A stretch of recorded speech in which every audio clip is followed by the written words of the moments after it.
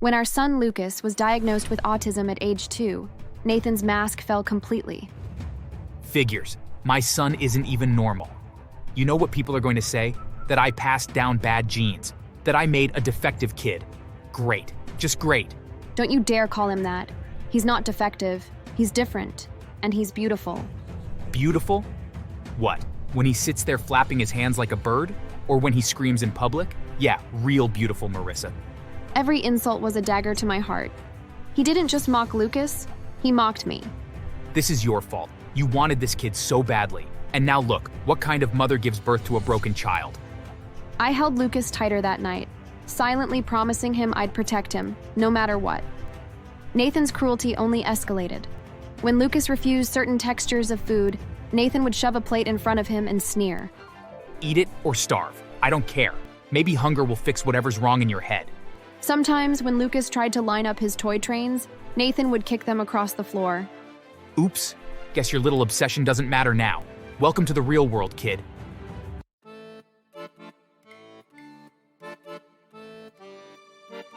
My name is Marissa, and if someone had told me years ago that the man I loved would become my greatest enemy, I would have laughed in their face. But love has a cruel sense of humor. It makes you blind, and when the scales finally fall off, the truth cuts deeper than a knife. When I first met Nathan, he was charming. The kind of man who could walk into a crowded room and make everyone turn their head. He made me feel special, chosen. We dated for a year, married the next, and before long, I was pregnant.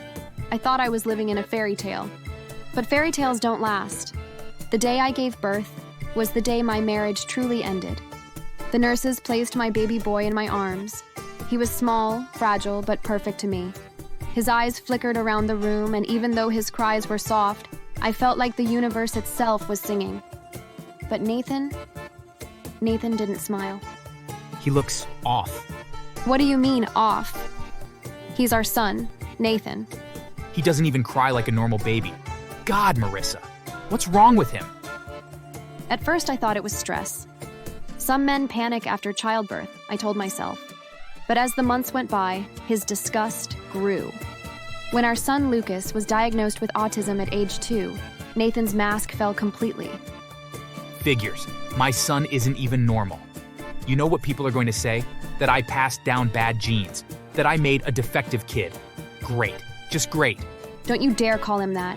He's not defective. He's different. And he's beautiful. Beautiful? What? When he sits there flapping his hands like a bird? Or when he screams in public? Yeah, real beautiful, Marissa. Every insult was a dagger to my heart. He didn't just mock Lucas, he mocked me. This is your fault. You wanted this kid so badly. And now look, what kind of mother gives birth to a broken child? I held Lucas tighter that night, silently promising him I'd protect him, no matter what. Nathan's cruelty only escalated. When Lucas refused certain textures of food, Nathan would shove a plate in front of him and sneer. Eat it or starve. I don't care. Maybe hunger will fix whatever's wrong in your head. Sometimes, when Lucas tried to line up his toy trains, Nathan would kick them across the floor. Oops. Guess your little obsession doesn't matter now. Welcome to the real world, kid. And one night, when Lucas had a meltdown after fireworks outside our window, Nathan shouted so loudly that neighbors knocked on the door. Shut him up, Marissa. I can't stand his screaming. If he can't act normal, maybe he doesn't belong here. I remember standing there, covering Lucas's ears while he sobbed, praying the noise of Nathan's rage wouldn't break him completely. At family gatherings, Nathan would humiliate us both. Don't expect grandkids from me anymore. With my luck, the next one would probably be worse than this one. Or in public when Lucas had meltdowns. Ignore him. It's just the circus act again. I stayed for my son. I stayed because I didn't want Lucas to grow up without a father. But one morning, Nathan solved that problem himself. I woke up to find his side of the bed cold. On the kitchen counter was a letter. Don't look for me. By the time you read this, I'll be gone. Life with you and that kid isn't life at all. Consider me dead. Nathan. At first, I thought he meant suicide, but when I checked our bank account, everything was gone. Every last dollar we had saved. He hadn't died. He had run. For 3 years, I raised Lucas alone. I worked 2 jobs, fought through tears and exhaustion, and did everything Nathan swore I couldn't. Lucas grew, laughed, learned. He loved trains, puzzles, and, God bless him, he loved me. One night, while scrolling through social media, I froze. There he was, Nathan, alive. A photo of him lounging at a beachside bar in Mexico, sunglasses on, drink in hand, surrounded by women. The caption read, "Life is good when you leave your problems behind." My blood boiled. Problems? We were your family, Nathan. Your son is not a problem. That night, I made a decision. If he thought he could abandon us and live happily ever after, he had another thing coming. I spent months planning, researching.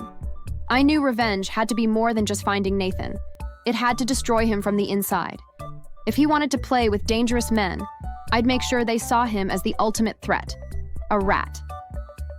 Through an old college friend who now lived in Tijuana, I learned the truth. Nathan wasn't just sipping margaritas on beaches. He was knee-deep in cartel business, dabbling in low-level smuggling, sometimes even drugs. That explained the sudden money, the cars, the clubs.